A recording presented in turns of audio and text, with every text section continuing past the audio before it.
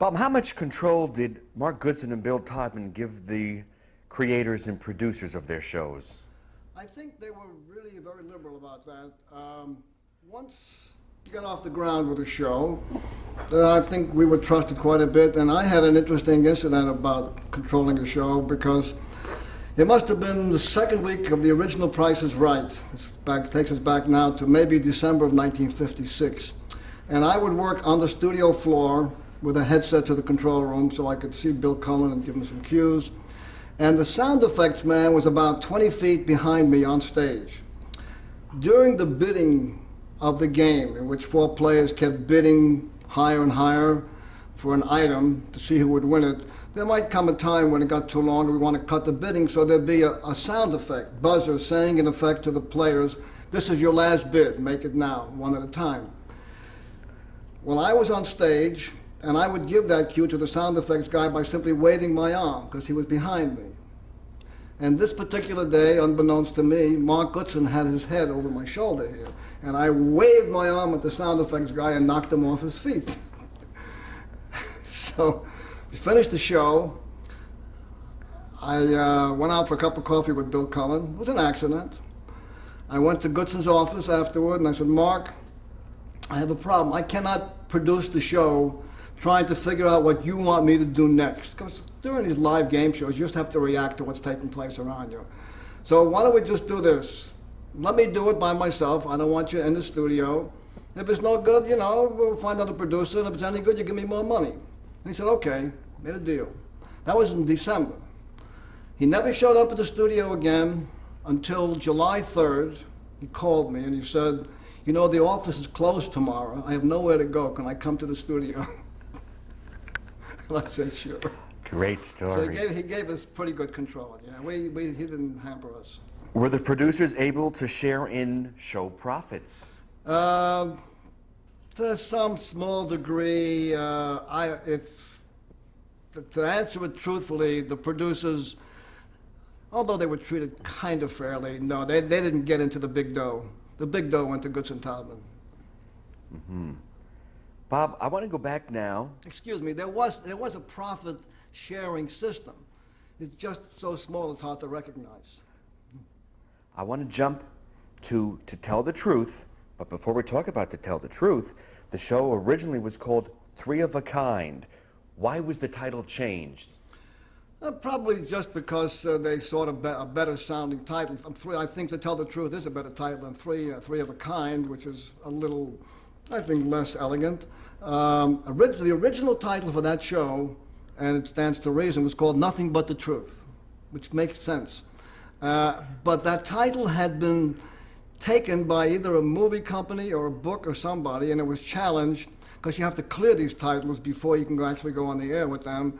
So we couldn't get Nothing But the Truth. We took To Tell the Truth, the whole truth, Nothing But the Truth, made it To Tell the Truth. Long before 60 Minutes, Mike Wallace hosted 5 different game shows, but Mike Wallace was chosen as the MC to host this pilot. He was not only chosen, Mike Wallace was the original pilot of To Tell the Truth. Now, bear in mind that in those days, we did not make pilots to sell the show to anybody. When you made a pilot, you'd already sold the show. It was done strictly for technical reasons. Is the lighting right? How does the set look? A combination of events to see physically what problems you're going to deal with when you actually start doing the show live. And it wasn't called it was a pilot, it was called a kinescope. It was a very rough, edgy, black-white piece of film, which is hardly even viewable. However, he made the pilot. And as a matter of fact, I got the chance to look at that pilot at the museum in New York. I saw the pilot. And Mike is a classy guy, did a wonderful job. Not that it was a difficult job by any means. And now we're ready to go on CBS within the next month or so.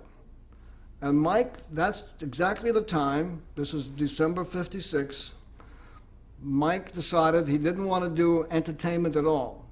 He wanted to be a journalist.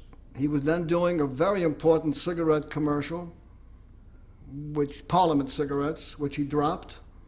He had a kind of a talk show called Night Beat, or had it. He wanted out of that. He just wanted to be a journalist. And he told Goodson Todman he doesn't want to do the show. So the classic move was to go to the perennial MC, who was, what was the name of Bud Collier. Bud Collier did everybody's show. And Bud Collier became the host of To Tell the Truth. So after Wallace said, hey, guys, thanks, you went to Bud, not Bill Cullen or not anybody else. It was Went to Bud Collier because Bud Collier was everybody's MC. Classic. Right. How were the celebrity panelists selected for To Tell the Truth? Well, in its original form, we had different visions of making this cross-examination more than just entertainment. So as a consequence, we had a couple of reporters whose names escape me right now, but they were literally reporters who people knew about. One guy was sort of an entertainment writer for one of the big New York newspapers. And we also brought in people like Ralph Bellamy because he was doing Man Against Crime, a fictional detective, but at least he was cross-examining. More than we might think of other more pleasant people who just for the laughs. It turned out we were wrong about that, although Bellamy was fine in that role. We ended up with people like Orson Bean and Kitty Carlisle and the classic panelists, Peggy Cass, who were there to have some fun and make a good time of it. What's interesting to note here, Johnny Carson, Merv Griffin, and even Dick Van Dyke got their careers boosted by appearing as a panelist on To Tell the Truth. I differ with you. I don't think Dick Van Dyke got boosted at all. I'll tell you why. Dick Van Dyke lived in Massapequa, Long Island, and I lived in Belmore, Long Island. And Belmore is about 2 or 3 railroad stops before Massapequa. And when Dick started to do To Tell the Truth, he was very kind and would drive me home and then go on to his house. Right? So we would get a chance to chat. Dick has a fantastic, elastic face, as you know. A wonderful face. And to tell the truth, rather than ask probing questions, he got big laughs, he would do a lot of mugging. But his ability to really play that kind of role was easily seen that it wasn't his cup of tea. But he was fun to be with. He did a few shows, and that was out. Any memories of a young Johnny Carson? Not really. I remember Johnny being on, but Johnny was okay. He could play it a little straighter. Well, you certainly hit gold with Peggy Cass. Yeah. Peggy Cass, first of all, has the voice to go with these kind of things because when you hear the sound of a voice, you're already being entertained. Peggy is also a sort of a woman who likes to butt in and probe and meddle, so To Tell the Truth was perfect for her, and she's a dear, dear friend of mine. What was the compensation for a regular panelist, if you can recall back then? Yes, I do recall. It was either $500 or $750 is what you got. I forget which one it was. But that great exposure on television led them to other activities which made them a lot more money. One of the women who made a sort of a move in her career was Polly Bergen, one of the original panelists, I think. And Polly was very good for that, good personality, but her husband was her agent. His name was Freddie Fields. Freddie Fields is an agent well known. He's made a lot of movies as a producer. And one night, this is still live television, Freddie Fields comes and says to Goodson and Taubman, "We ain't going on until we get more money." This was the night of the show. Big hubbub, big fight. She finally went on. The contestants made that show, Bob. A, how were they selected, and how were they briefed? Well, that's exactly the behind-the-scenes product that made that show. And there was a real interesting way in which they were briefed, which I discovered the very first time I did a run-through with the Goodson Taubman offices. The idea of the show is that somebody's the real person. Let's call him an Arctic explorer who also wrote a book and is now being hired as a consultant on a movie. Let's make that fictitious idea. Now we needed 2 other people who claimed to be him. So they can each say, my name is George Jones, my name is George Jones, my name is George Jones. And then Bud Collier would read the affidavit listing the things that George Jones is. And now the panel is going to cross-examine these 3 men to see which one is the real George Jones. In the briefing, remember, we had the real George Jones, so what better source is there for the material? Then we had to cast two people who looked like they might have been in the Arctic. Now, you're not going to get Bill Cullen, because he doesn't look that way, right? But you might going to get somebody who has a little gruffness about his look. So we first did the physical casting, as you might make in a movie. Secondly, we'd put them in a room, and I would spend, who knows, an hour, 2 hours, asking the real person, interviewing him as deeply as I could, so the other two could listen in. Now, that was not the secret of the show. They could learn a lot about him, but a show of that sort becomes very dull if all three of us give the same answer to the same question. So if the question is, what did you have to eat in the Arctic? And I said whale blubber, and you said whale blubber, and he said whale blubber, that's dull. So we had to invent things that differed from the real guy, but still would not catch us in a trap finding they were not the real guy. So that was kind of the fun of behind the scenes, giving them answers that are probable but not truthful. And so that's how it was arranged. To tell the truth, I've got a secret. What's my line? Classic panel shows. Bob, would you be so kind to give a definition of a game show and then a definition of a panel show? Yeah, a game show is easy to characterize. A game show is a game show if the audience sitting at home talks aloud to the television screen. If they don't do that, what you got is an ordinary kind of show. Once you cause somebody at home to talk to the set aloud, even by himself or herself, then you got a good game show. So that's the pull of a game show, is make that person at home yell something, yell the answer, right?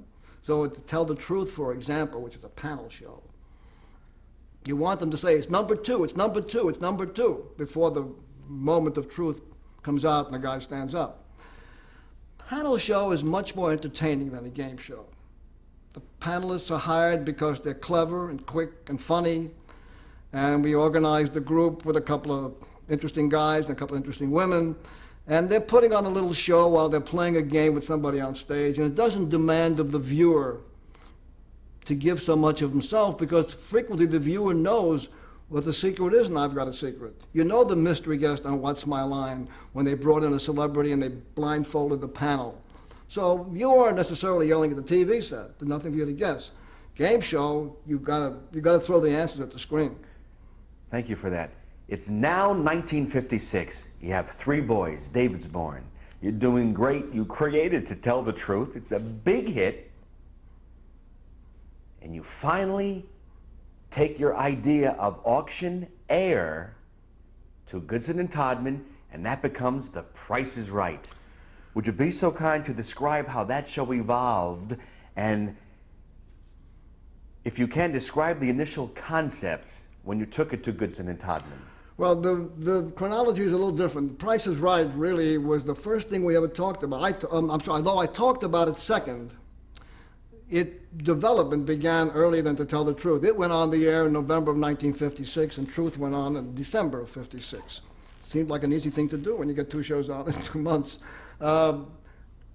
The original drive for auctioneer, as it was once called, and then The Price is Right, was what happened to me when I was in this gallery watching people bidding for items and ideas to, can I get it for less than the retail price?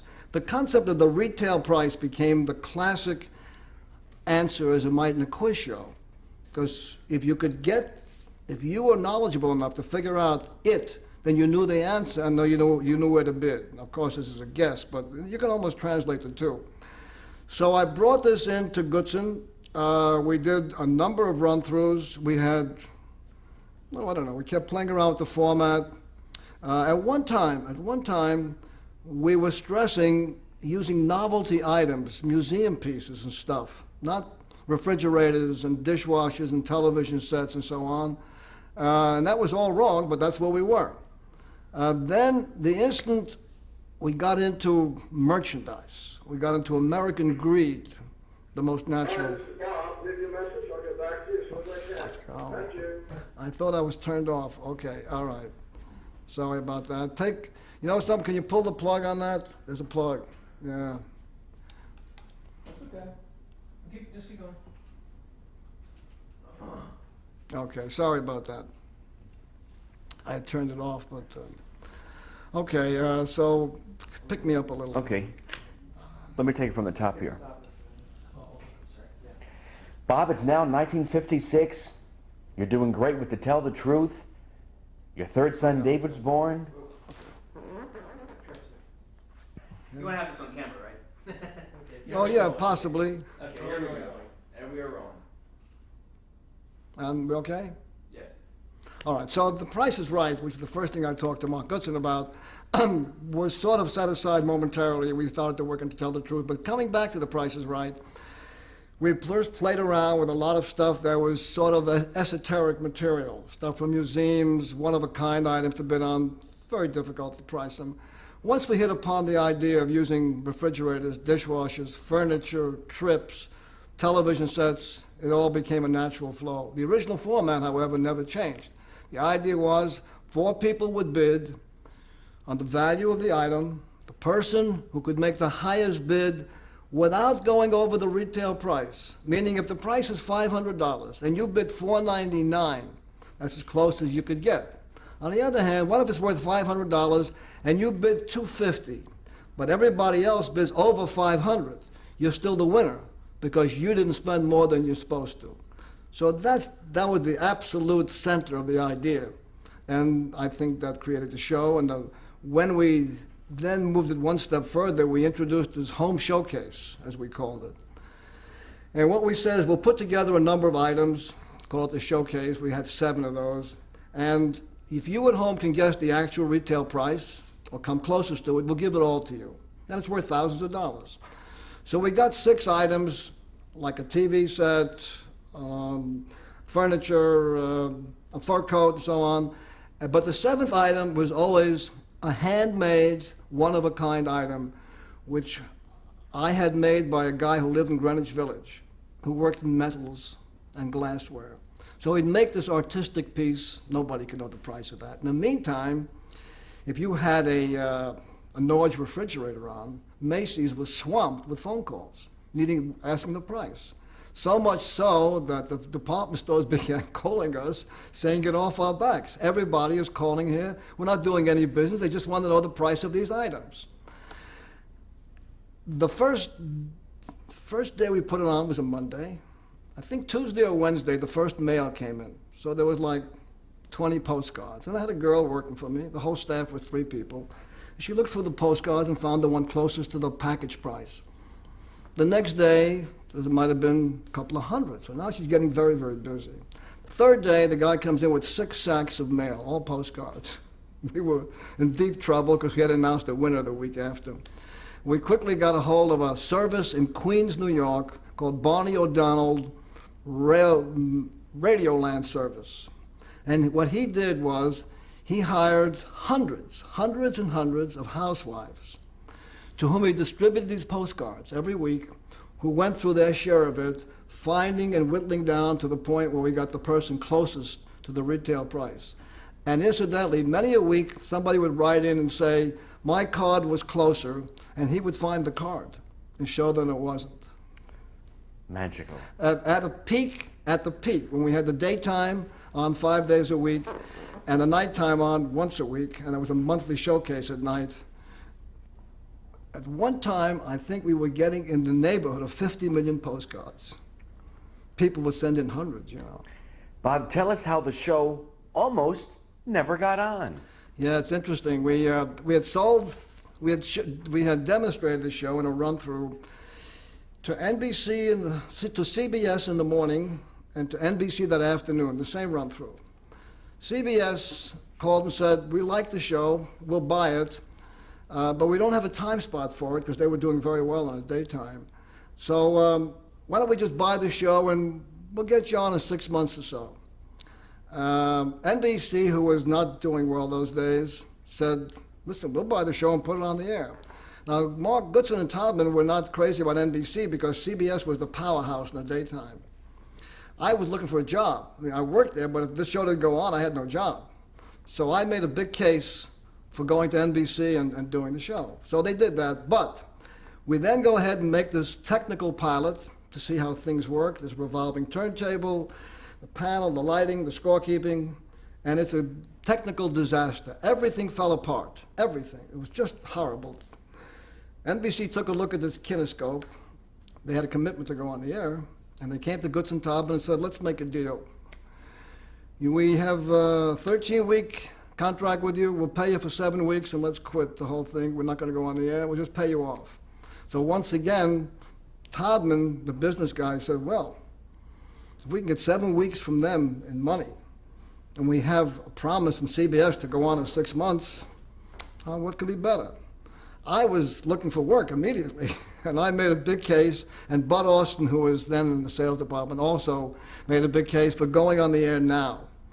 So we pushed Goodson Taubman into making the deal with NBC, forcing them to go ahead, which they did, and put us on at 10:30 in the morning opposite the strongest daytime show on television called Arthur Godfrey and His Friends. Arthur Godfrey was an absolute champ of daytime. And in 13 weeks, we were beating him. Well, Goodson and Taubman must have loved you because you made them millions and millions in the 50s on your wonderful... Ultimately, they made millions, yes. Bob, on The Price is Right, you had these marvelous prizes. 70 hats, elephants, cruise ships, cars. Where did all that fun stem from? And how did you get a steamship and a car and elephants into the studio? Well, we got the physical part we managed, but you know, people don't realize this. We did very quickly. If I said to you, name for me 10 things that are desirable that cost more than $6,000 or $7,000, 10 different things, you couldn't name them. You could not name them. Now you could name a Chevy and a Lincoln, but they're still a car is a car is a car. A boat is a boat is a boat, and a plane is a plane is a plane, and a trip is a trip is a trip. There aren't more than 10 things that have both desirability and expensiveness about them. That was a difficult part of the show because we had to keep repeating really the genre, yet we wanted to keep it interesting. So we saved it to a great deal by inventing something called bonuses. We would attach a bonus to a prize. One of the very first ones I remember, they were bidding on a French poodle. And this sort of set the standard for how we would work things out in the future. So some lady wins the French poodle, and then Bill said, this is your bonus. We have the dog food, we have the leash, and because we wanted to feel at home, here are 2 tickets to Paris. That was the kicker. That bonus idea began to be the attraction on the show, because there would be a bell, and then you knew Bill was about to say something with this twist to it that gave a small prize a big meaning. And that certainly kept the life of the show going longer. Any funny or wild stories Oh, about yeah, some of the we live have- animals? We have, if you have a live animal, you have funny stories. We did have an unfortunate elephant, I guess, who brought the elephant out, and this was unfortunately early in the show, so we still had, who knows, 20 minutes to go, and the elephant got frightened, and he did what elephants do when they get frightened. Went to a commercial, but we had to come back after a minute, and we had stuff to bring on stage, you know, furniture, big stuff. And the model, and we're shooting everything from the waist up at this point, and the models are tiptoeing around, trying not to step in the wrong place. We had that. We had one day we were giving away like 100 bottles of champagne, and we had it on a huge table. God knows, it must have been 25 feet long, big display. And in rehearsal, the table toppled. Everything crashed. No time to do anything about it. It was dress rehearsal. So we ended up bringing this whole table out with 1 bottle of champagne, but saying you want a couple of 100 bottles of champagne. I mean, you have to swing with these things because there wasn't much else you could do. I remember one day when furniture didn't arrive from North Carolina because it was snowing, we ended up with bidding for the contents of Bill's wallet. Bill Cullen, who was the host, whatever money he had in his pocket. You danced around these things to survive. Let's talk about Bill. Price is Right, great game, fun prizes, as you just said. Now the third chain to the link was the great Bill Cullen. How did Bill get chosen for that show? Well, we had auditioned probably 10 or 12 guys. The usual suspects were brought in. And Bill was at that time doing a radio show called Pulse on NBC Radio. And it was on from 7 a.m. to 10 a.m., 3 hours. And our original time spot on television was 10:30. Anyway, we auditioned all these people, and I went to Bill's house, who was living then on the east side of New York, and he and Ann, his wife, and I talked about the show, and I explained to him how it works. You bid on the items, 200, 250, 700, so on. And I had a briefcase with me, which we bid on. And he said to me, you know, the contestants are all saying numbers. I don't know how funny I can be if they just say 200 to me. What am I going to say back to them? 300, 800. And I said, well, look, we've got 13 weeks. We'll go on to something else. Who cares, right? I don't know what to answer him. Anyway, he took the job, and he did something that I thought never could be done. He managed, with 4 civilians, no celebrities, to turn that show into an entertaining program, in addition to the greed. A person could just say their name and where they're from, and Bill could get a laugh out of it. He was the quickest mind on television. He was a wonderful guy to work for, and he had tremendous instinct for what plays. Now, was this the first time that you ever met and worked with Bill? Was during The Price is Right? No, I had met him earlier on. We had once attempted to put together a show called Cullen's Corner, in which what I remember about it is that he had a parrot in a cage behind him, and he was doing a half hour a day on little comedy, one-man sketches in effect. We never sold that one, but we got to know each other. And then the problem became, since Bill is on radio till 10 a.m. every day, and we're on the air live at 10:30 at the Hudson Theater, which is 8 or 9 blocks from NBC, he can't rehearse. And so I said, I'll take Bill Cullen without rehearsal over the other guys with all kinds of rehearsal. And there's a case of where Mark Goodson did let me have my way. I said, okay, if you think so, we'll go with Bill. Bill did the show when I was there for 8 years, and it went beyond that. He never rehearsed one single program in his life. Jimmy Holland, who was his stand-in, would do the rehearsal. He had a 3x5 card with little notes for Bill, because we had these bonuses which became quite complicated. It was not just name the price. All kinds of gizmos going. Jimmy would quietly tell Bill, and Bill would get there, 10:20, at 10 minutes to go? You get a little makeup. While he's getting makeup, Jimmy described the show to me, went out and did it every day. What a master. Oh, he was fabulous. And this was the beginning, at the time you both didn't know it, but of a great friendship, and later we'll hear a working relationship with Bob Stewart and Bill Cullen. I'll tell you one thing that happened between us. I forget when it was. It might have been a few weeks into the show. We were running late, and the basic format was for people to bid on these items. And I could see by the clock that we're not going to make it. So I'm standing on the stage, and he's up on the platform, and I went this way to him. And he said, this will be a 1-bid item. Now, we had never discussed that, ever. Just out of he knew exactly what I meant. Each of them made only 1 bid. We saved the time, and we were able to finish the show. Magical. Bob, we're going to talk more about the great Bill Cullen, but we'll be right back after this. Okay.